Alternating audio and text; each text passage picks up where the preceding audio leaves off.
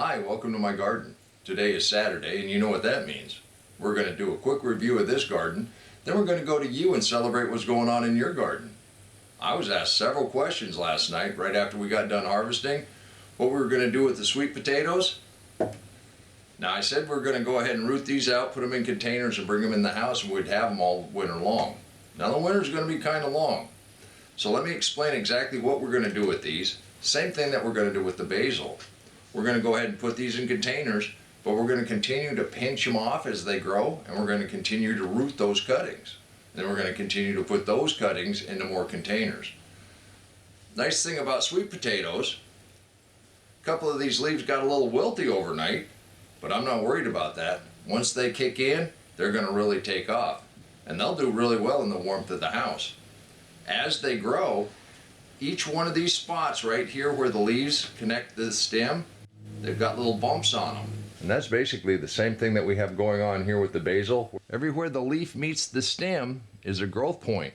You can either pinch those leaves off, put them in water, and they'll go ahead and develop roots, or they'll go ahead and branch out when you pinch them out. And the whole point of this is you don't need very much to start with. Just a couple cuttings and you can make a whole bunch of plants. And if you've been following my story, you know I really don't like to grow a lot of plants. Yeah, I get a little out of hand. That's why I only took a few cuttings. By spring, we're going to have a bunch. And we're also going to get slips off of some of those potatoes. And for right now, we're just going to let them sit in water for a few days until they develop really strong roots, and then we'll get those in containers. I think we're a little too busy to take cuttings off of these today. They'll be just fine. Although we'll do that in an upcoming episode, and I hope you join me for that. And if you're new to my channel, you're in for a real treat. Saturdays are dedicated to you and what's going on in your garden. That being said, let's go take a look at one of our friends around the world celebrate their garden. Art's peppers continue to produce well. He's started to try his hand at the fancy hot sauces. Art's white habanero sauce is medium hot, he says. I'll have to trust him on that. Great update, Art. Thank you. Now that was great. Now you were here with me the other day when we put these carrots in the ground. I'm going to just pull this back to the first split on this cardboard. Let's just tip this up. I thought it was a little too soon. I don't think we have any germination yet, but it's a little too soon for the carrots. So we'll just cover that back up, get a little mulch back around the edge. And while I do that, let's go ahead and take a look at another one of our friends. Check out Denise's container tower. She started some tomatoes and basil cuttings. She's also very excited to share the progress of her fall raised beds. After the hail this spring and the heat this summer, Denise just continued to replant, and her raised beds speak for themselves.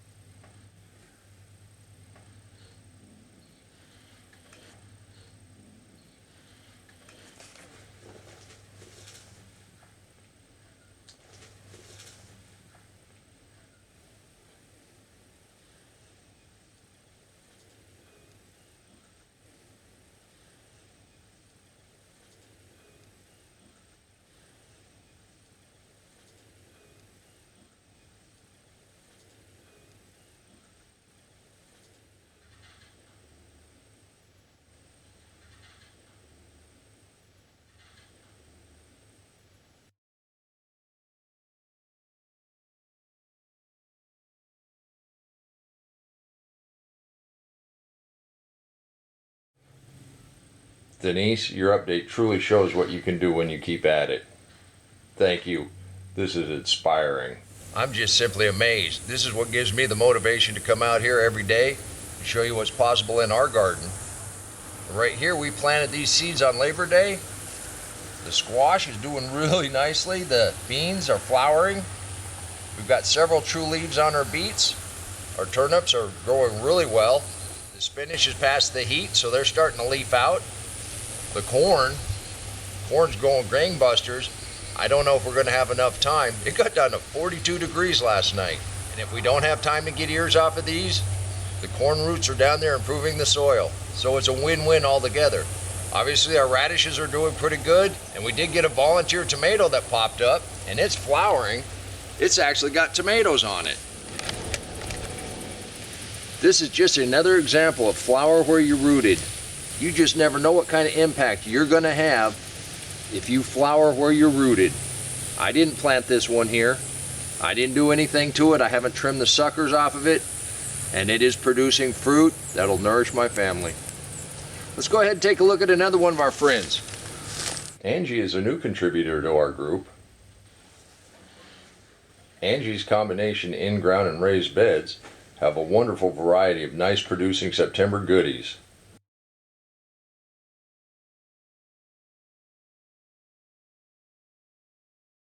Succession planting and row cover have set her garden up to continue to produce long after the melons and the squash have been harvested.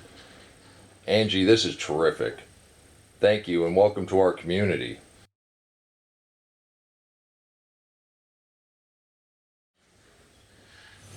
Aren't our friends and neighbors just wonderful? Please hit the like button. That'll help YouTube push this out to more people that might want to learn how to garden. Yeah, I think our purple okra might make it to 6 foot. And if I would have realized I had mini okra, I wouldn't have planted them back in behind the tall stuff. And when I say tall stuff, I mean tall stuff. That's almost double my height. That's amazing. Well, let's go ahead and take a look at a couple more of our friends. Marie's Jamaica container garden continues to show just what is possible when you don't have any ground to grow in.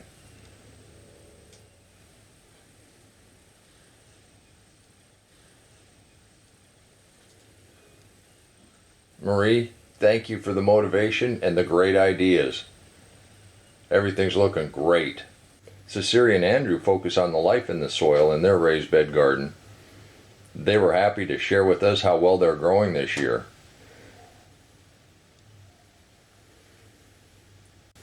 This is just fantastic, and we sure appreciate your update. The peppers are doing wonderful. The Sweet Mad Hatters are just loaded. We got tons of reapers in here. Got a couple down there that are turning. These are beautiful. The variety of peppers that we have all through here, that reminds me of the variety of gardeners that we have participating in this little group. You know, we're just a loose-knit group of people that like to get our hands dirty and grow things that taste good. And obviously, mine's a deep mulch garden. I just got tired of weeding, and I thought folks might be interested. But I also thought folks might be interested in sharing what's going on in their garden. And I do like this Ruth Stout quote, "I'd never tell another adult how to garden or arrange flowers. If you're successful, you're successful." And that's what today is all about, sharing your successes, getting ideas. After all, in my deep mulch garden, I now have a raised bed, I've got containers, I do a few things different than some people. Who would grow lotus in a vegetable garden in Oklahoma? The folks that taught me how to hoe and till would roll over in their graves. Although those same folks wouldn't be out here picking beans as often as I am. I just cleared this trellis. I know that's another job I have to do this week. Didn't anybody ever say the hardest job you're ever going to do in a deep mulch garden is harvest? Let's go ahead and take a look at a couple more of our friends. Valerie's Texas container garden has turned her backyard into an amazing Garden of Eden. Valerie likes to share her love for gardening and inspire others. I can't think of a better way than bringing someone in to help pick sweet potatoes. That's a nice harvest, Valerie.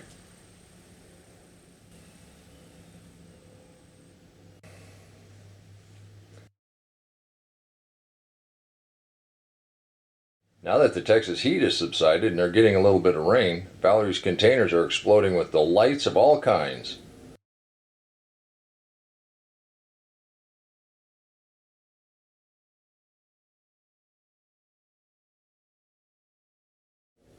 Rob is enjoying a tasty snack. Valerie, your garden is wonderful and simply blessed. Thank you.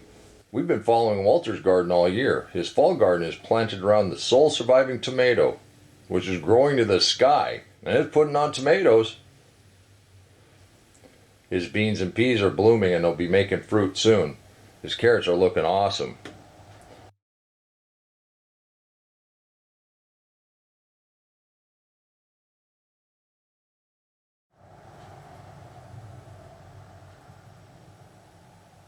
Walter, your peppers are always wonderful, and those radishes look delicious. Thank you, and we can't wait to see the rest of the harvest. Because I'm able to share what's going on in your garden, makes Saturday my favorite day of the week. I also got a question about what kind of wire I use. Well, this is a high tensile stainless steel wire. I was able to get it off of a farm sale. There was a roll, it was dusty, but I knew what it was when I saw it. The thing is, even with this high tensile wire, the weight of these tomatoes, this thing was above my head and I could walk under it. We had enough rain a couple times, the poles have started to lean, and this is sagging. So I'm gonna have to brace up the poles a lot better next year. I mean, we planned, but we have to roll with the punches. Leave a comment down below and let everybody know just how much you appreciate them sharing what's going on in their garden. Now our bok choys are coming up okay. I've been concentrating on green beans and I've kind of let the purple beans go. Well, the purple ropes go, I guess. Wow. I thought I looked at this just the other day. Look at that. Bruce, you didn't tell me they got this big. Wow. Look. Wow. You'd think because they're purple they just stand out. Look at that. Oh, they're everywhere. Wow.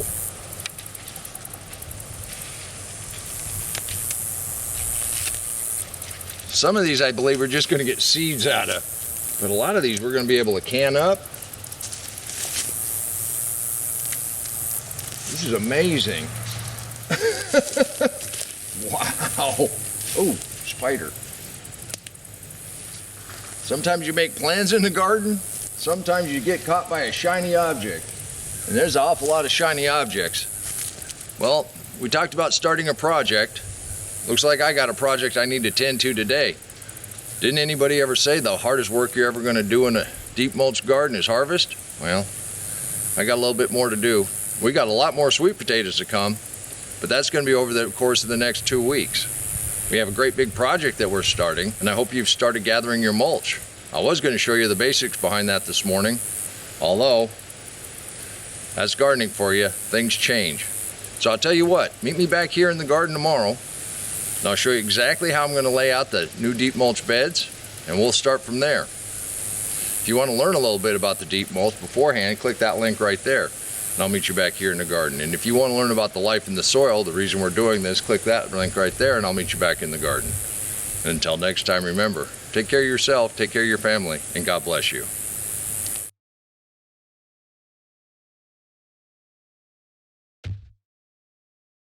Come on, let's plant. Let's go plant garden.